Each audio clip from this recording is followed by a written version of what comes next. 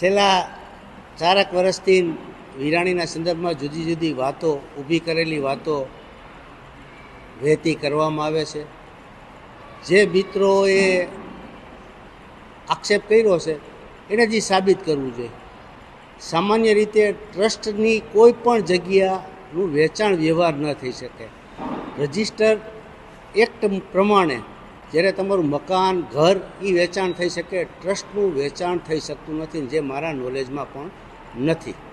2013-14ની અંદર ટાગોર રોડ પહોળો કરવાની આખી એક યોજના રાજકોટ મ્યુનિસિપલ કોર્પોરેશનમાં બનેલી હતી અને એના અનુસંધાને શામજી વેલજી વિરાણીની મોટી જગ્યા કપાત થતી હતી.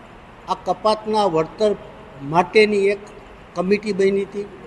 એમાં માન્ય કલેક્ટરશ્રી, માન્ય મ્યુનિસિપલ કમિશનરશ્રી, માન્ય ડેપ્યુટી કલેક્ટરશ્રી, ડીએલઆરના અધિકારીઓ, મામલતદારશ્રીઓ, આની આખી કમિટીએ આખો એક વિસ્તૃત રિપોર્ટ આપ્યો હતો કે ખાનગી જગ્યાનું વળતર અને સરકારનું હિત જેમાં સમાયેલું છે એનું વળતર ટોટલ 1,24,00,000 રૂપિયા જેવું વળતર નક્કી થયું હતું. રાજ્ય સરકારશ્રી સુધી ફાઇલ ગઈ હતી. ત્યાંથી મંજૂરી આવ્યા પછી શામજી વેલજી વિરાણી ટ્રસ્ટને આ રકમ મળેલ છે, જે રેકર્ડ આધારિત છે. 90,00,000 રૂપિયા કપાતના શામજી વેલજી વિરાણી ટ્રસ્ટને મળેલ છે. ચેરિટી કમિશનમાં પરસોત્તમભાઈ વિરાણીના ભૂતપૂર્વ વિદ્યાર્થી તરીકે અને સગીરના વાલી દરજ્જે જોડાયેલા હતા. ચેરિટી કમિશનરે એમની અરજી ખારીજ કરી છે. એમની સામે જે અપીલ થવી જોઈએ એ આજની તારીખે અપીલ થયેલ નથી. એક વસ્તુ એવી છે કે એવી એક અફવા આવે છે. મામલતદારશ્રી પશ્ચિમે આખો અહેવાલ તૈયાર કર્યો છે, માહિતી અધિકાર હેઠળ આપ માગી શકો છો. એમાં આખી ડિટેલ છે. એમાં કેટલા લોકો છે, એની પાસેથી શું ભાડું લેવામાં આવે છે, એની કબૂલાત છે. કોઈ પણ વ્યક્તિ એવું હજી રેકર્ડ આધારિત કીધું નથી કે અમારી પાસેથી ભાડું લેવામાં આવે છે.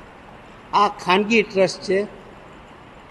વ્યક્તિનો સમૂહ ભેગો થાય અને સમાજ જીવનની સારી પ્રવૃત્તિ કરવા માટે ટ્રસ્ટનું ગઠન કરે અને એ ટ્રસ્ટના પોતાની આવક ઉપાર્જનમાંથી જમીન ખરીદ કરવાની, જમીનની અંદર હોસ્પિટલ છે, શિક્ષણ છે, સત્કાર્યો છે, ગૌશાળા છે, આ બધી પ્રવૃત્તિ થતી હોય. એ પૈકીની એક પ્રવૃત્તિ એટલે શામજી વેલજી વિરાણી ટ્રસ્ટ છે.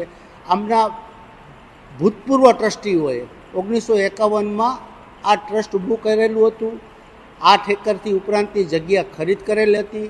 એની રેવન્યુ રેકર્ડે નોંધ પડેલ છે.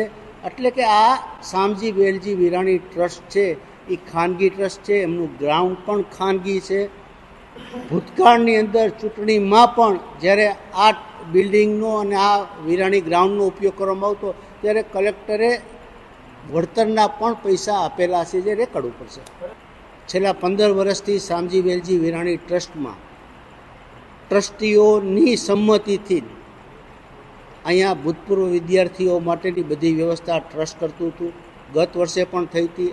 આ વખતે કોઈએ મંજૂરી માગેલ નથી.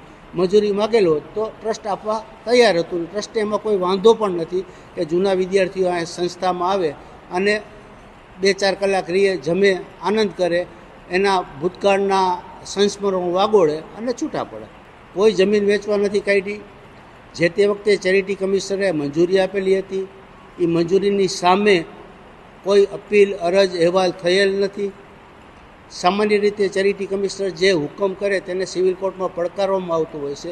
એવો હુકમ કોઈ પડકારેલ નથી. હાલના તબક્કે જમીન કોઈ વેચવા કાઢેલ નથી. બધી ઊભી કરેલી વાતો છે.